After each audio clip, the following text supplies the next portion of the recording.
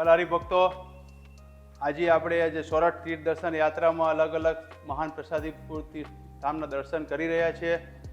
એમાં એક અજોડ એવું અદ્ભુત પ્રસાદી ધાન આપણે ઘણી વખત કથામાં જેનો ઉલ્લેખ સાંભળ્યો છે, નિત્યાનંદ સ્વામી જ્યાં દીક્ષા લીધી એવું મહાન પ્રસાદીભૂત સ્થાન આજે મેઘપુરને આગળ આપણે પધાર્યા છીએ. તો આપણે મેઘપુરના દર્શન કરી પ્રસાદી સ્થાનના દર્શન કરીને ધન્યભાગી થશું. મહારાજે અનેક લીલા અહીંયા કરેલી છે. આ છત્રી છે, આ નિત્યાનંદ સ્વામીને મહારાજે દીક્ષા આપેલી. નિર્માણી શર્મામાંથી નિત્યાનંદ સ્વામી જે નામ પડ્યું એને અહીંયા દીક્ષા આપેલી મહારાજે. એવી અનેક અહીંયા લીલા કરેલી છે.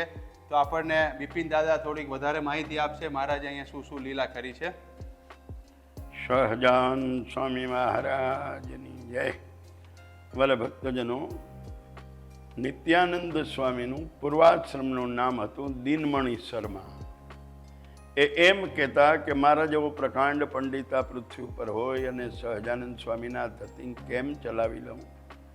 અને પોતે ગુજરાતમાં ઊંઝા ગામની અંદર આવે છે અને મહારાજનું ને એનું 4 આંખનું જ્યાં મિલન થાય તો મીંડા કહેવા મને તમારો સાધુ કરો. મહારાજ કે તમારે હજી પરીક્ષા લેવાની છે ને અમારી, પછી તમને સાધુ કરીએ.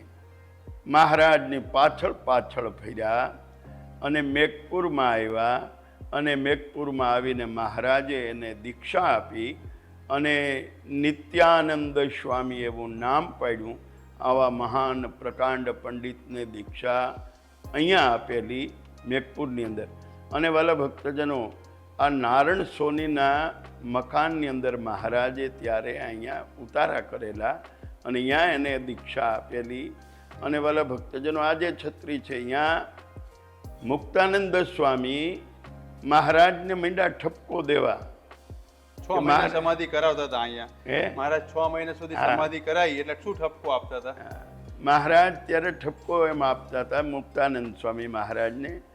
મહારાજ દિયો પાખંડ મેલી, સતસંગ માન થાવું ફેલી, સમાધિ કાંઈ નથી સોયલી, બીજા માને અમે ન મનાય.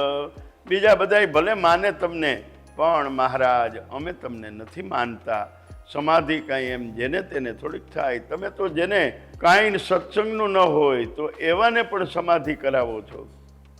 તો મહારાજ આ સમાધિના પ્રકરણો મહારાજે અહીંયા ચલાવેલા અને એવું આ પ્રસાદીભૂત ધામ.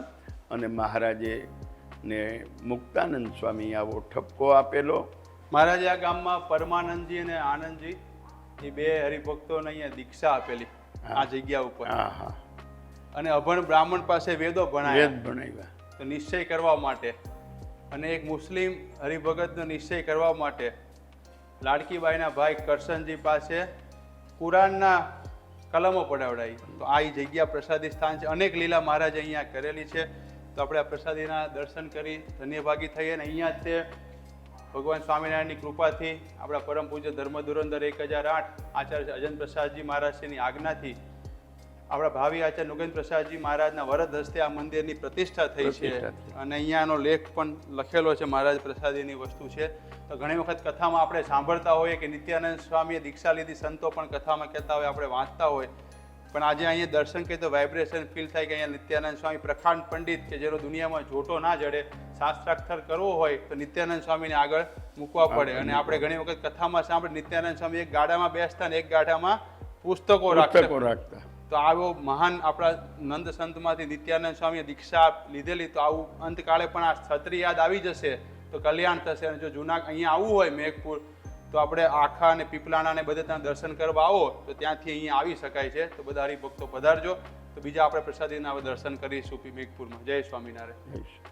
બધા હરિભક્તો જય સ્વામિનારાયણ. મેઘપુરની ગામમાં આવીએ ત્યારે જ એક પ્રસાદીની છત્રી અહીંયા દેખાય છે, મૂળજી લોહાણાની યાદીમાં છત્રી બનાવી છે. અને આ પ્રસાદી મહારાજ અહીંયા ઘણી વખત આવેલા છે.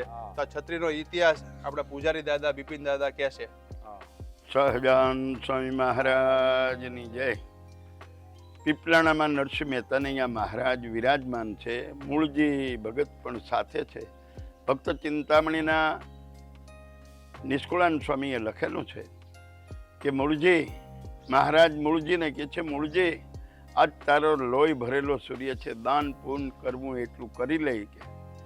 અને વાલા ભક્તજનો મેઘપુરની અંદર આવે છે, અને મેઘપુરની અંદર આવે છે ને ત્યારે તરત અહીંયાના ભક્તો છે એ મહારાજને આગ્રહ કરે કે મહારાજ આજ અહીં રાત્રિ રોકાઈ જાઓ. મહારાજ કે નહીં, અમારે આજે અહીં રાત્રિ રોકાણ નથી કરવું. પણ મૂળજી મીંડા કહેવા કે મહારાજ બહુ આગ્રહ બધાય કરે છે તો આપણે રાત્રિ રોકાણ કરીએ અહીં. અને રાત્રિ રોકાણ કરે છે વાલા ભક્તજનો.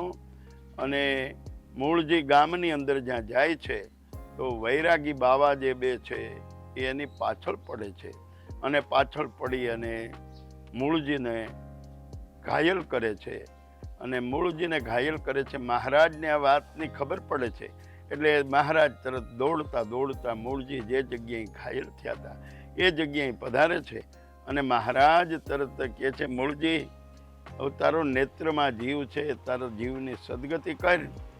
અને મહારાજે આ ગામનું પાણી હરામ કર્યું અને કહે છે કે આ ગામની અંદર હવે અમારે ક્યારેય અંજળ લેવું નથી, એવું નક્કી કર્યું.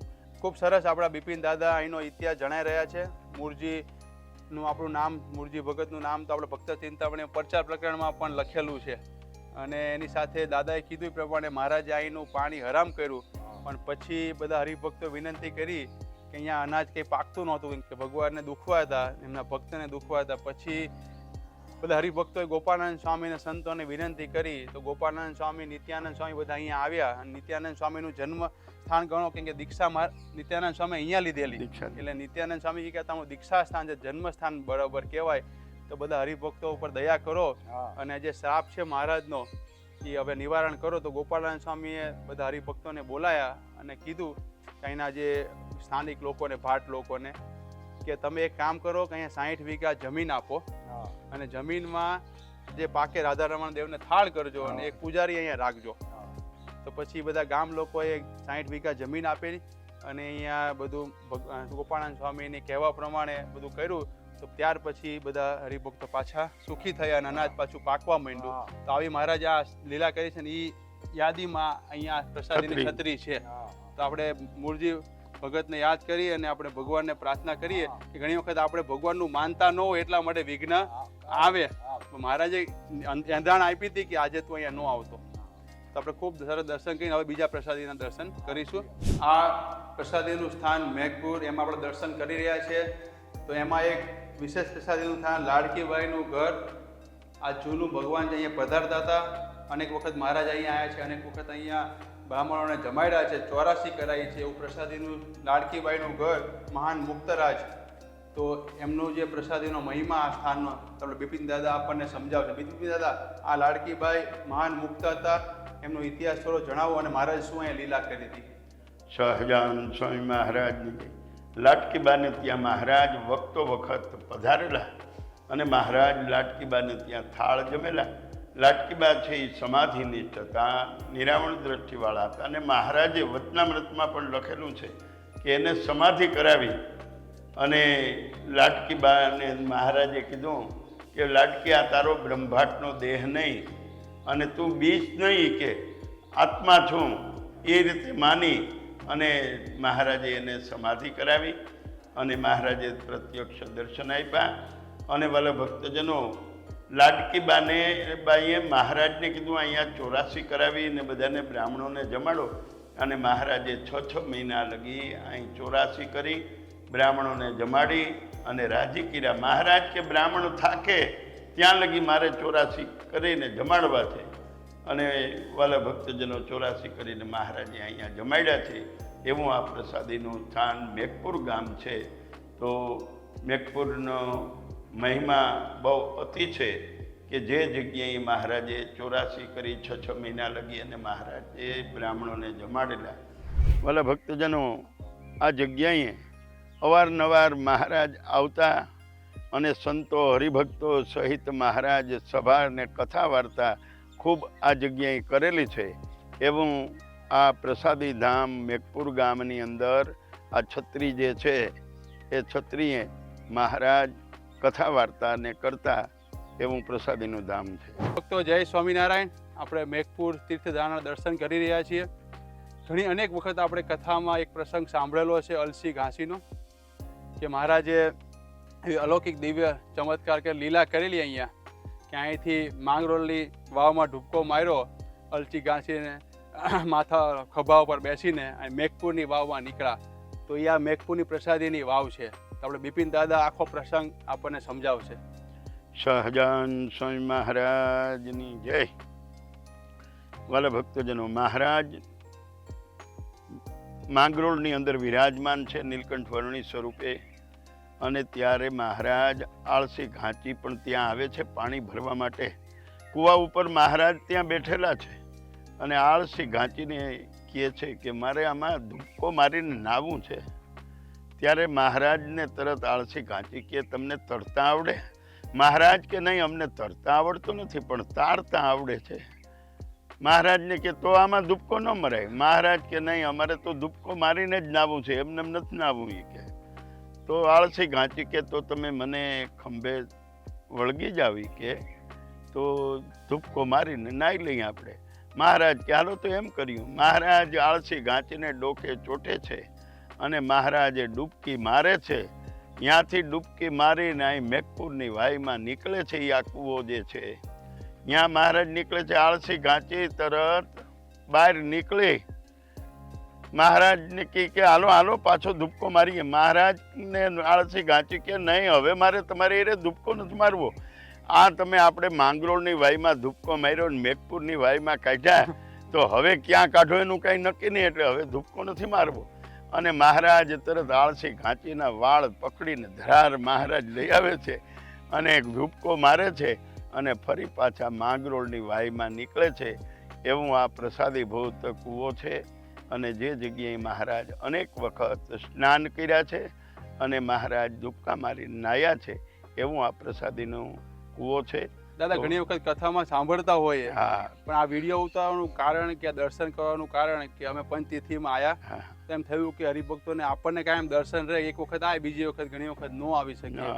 ઘણી વખત કથામાં સાંભળતા હોય કે આ પ્રસંગ બનેલો, પણ ક્યાં બન્યો હોય ખબર હોય તો આવા પ્રસાદીના સ્થાનના દર્શન બધા હરિભક્તોને થાય, એવા ઉદ્દેશથી આ વિડીયો અને બધા હરિભક્તો સુધી પહોંચીએ. એટલે જ મારો ઉદ્દેશ છે કે નહીં કે આપણે પ્રચાર કરવો કે ખોટી, પણ હરિભક્તો સુધી આ પહોંચે. જો આ ભાવના દર્શન આપણે ક્યારે કરવાના?